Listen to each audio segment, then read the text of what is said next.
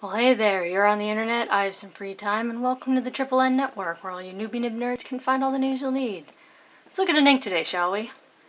Now, today's ink might very well be my last bottle of Noodler's ink. I think I've reviewed all the rest. Come on, camera. Saguaro Wine. Like saguaro cactuses. It is one damn vibrant ink. And I don't know if you'll be able to see, but I've used a good bit of it. Now, all the tests were done in this beautiful Edison Menlo with this 1.1 stub that I asked them to grind out of a broad nib because I like tipping on my, or maybe it's a cursive italic. Anyways, check out some ink comparisons. Now here's Saguaro Wine down here, and here's Levenger's Cardinal Red, Levenger's Claret, Private Reserve Burgundy Mist, Noodler's Burgundy, Diamine Merlot, and Pilot Iroshizuku Yamabudo. As you can see, it's much more bright pink. So I thought I'd compare it to some other fairly bright pinks. So here's Saguaro Wine again. Gerabon's Rose Cyclamen. I'm going to bother trying with the French accent today. Noodler's Burgundy, Noodler's Ottoman Rose, and again, Yamabudo.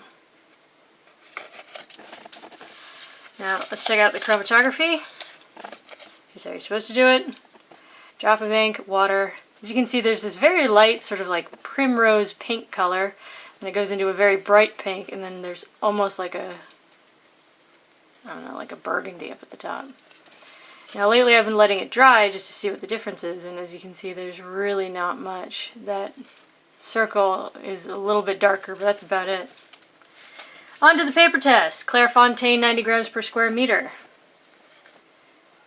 As you can see, it's a very vibrant color. Has some decent shading. 14 seconds to dry. So it's not the fastest drying ink, but it is a 1.1 stub, and this is very hydrophobic paper.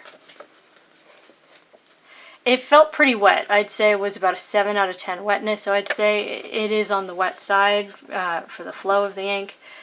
Very well behaved, no bleed feather spread, really not much echo at all, but this is very dense paper. And as the water test probably clued us into, really not a lot of water resistance. It's going to make a bit of a mess, and what remains is going to be very hard to read. Next is Rhodia, 80 grams per square meter, where again we have some very nice shading. Color is still so bright. This is such a bright, I don't even know if I should call it a pink. Is it like a magenta-ish thing? Let me know what you think. I'm not quite sure what to classify this as. No bleed feather spread. Well, actually that's not true. I scrubbed it in pretty hard trying to see if I could get some sheen. There is no sheen in this ink in my experience, but I did almost make it through to the other side. Water test, not fantastic. Most of it washed away, made a bit of a mess, and what is there is kind of not great looking. Next is Tomoe River Paper, where it is still just such a bright color, but you get some really beautiful shading. Here it looks just slightly more purple, just barely. Maybe it's all in my head, but anyways, 21 seconds to dry. Really beautiful. I laid it on pretty thick again, trying to see if I could get some sheen, but instead I just kind of got a halo, which you do see in the words. Now on this paper there was the problem of the fact that the dots just never seemed to dry. I was constantly like putting my thumb in them, so the end of dog. That happened after I was doing the smear test. Yeah, but this is Tomoe River, you know, it's known for that. Now there's no bleed feather spread, but for some reason there was this weird thing where I got some echo. But since it's just right here, I think maybe there might have been some kind of like flaw in the paper, so I don't know. Water test, really not great, but considering it's Tomoe River, I mean, we've seen stuff wash off of this as if it were never there, so It could be worse, but it wasn't great. Some remains. It didn't dye the page quite as much, but...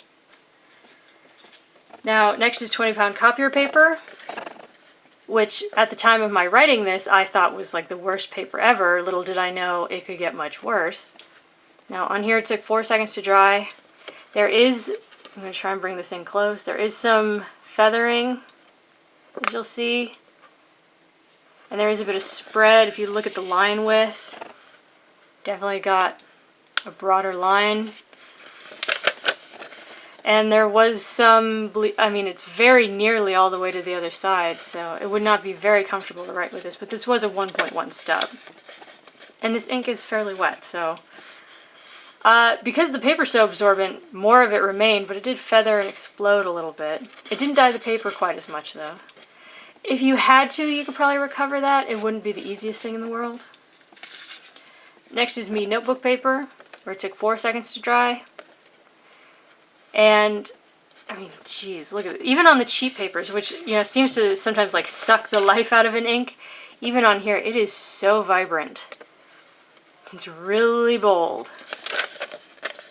Now, if you were not picky, and I know people who are really not that picky, you could write on the other side of this. There's some intense echo, but not full-on bleed-through.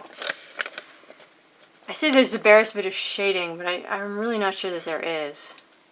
But anyways, there is a bit of bleeding, or like I said, extreme echo. There's a little bit of feathering, as you can see in the word feathering.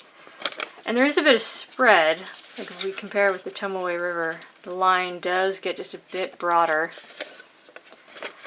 Now this paper is awful, so the water test sort of like, I don't know if you can see that line right through there, where it literally started sucking the paper up, or the water up through the paper as if it were chromatography paper, so...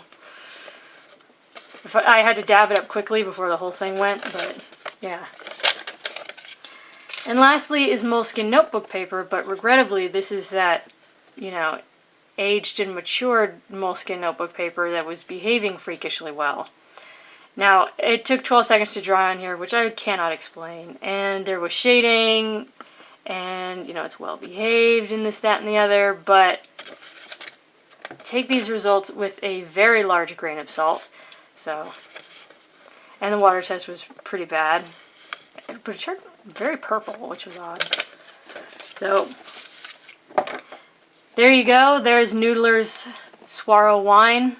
Quite possibly my last bottle of Noodlers. You know, I've made it very clear that I'm not a fan of the color pink, but it looks so good in this pen. Anyways, let me know what you think. Leave a comment down below. If you liked the video, please give it a thumbs up. If you'd like to see more, please subscribe to the channel. And thanks for watching. Bye.